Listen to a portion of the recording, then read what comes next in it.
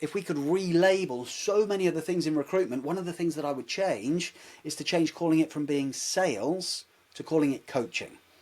Our job is to coach our prospects, to coach our clients to be able to make the best decisions possible that they can for themselves, their teams and their business. A good coach asks questions. A good coach helps them to reflect on what they've been learning on their journey and what they could potentially do different. And on occasion, there may be moments when there is a need to be able to share an idea or to perhaps be able to re-steer them in a different direction with our questions. But I think it was Ronald Reagan who said, if you find yourself having to do explaining, then you're probably actually losing. Like the moment that we have to explain stuff, the danger is the other person is going to shut down.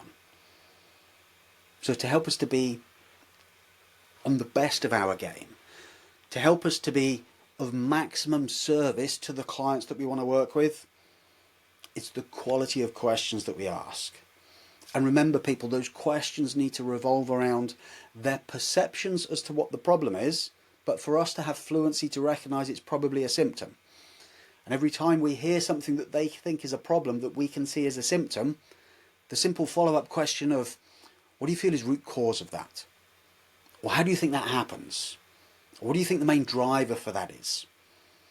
And something that could really help you to have around you with all of your outreach, telephone conversations, sales meetings, digital outreach, create a SWOT sheet, create a cheat pack where you have a single sheet of paper that has a list of symptoms, it has a list of options of root cause, and then it has a list of the implications.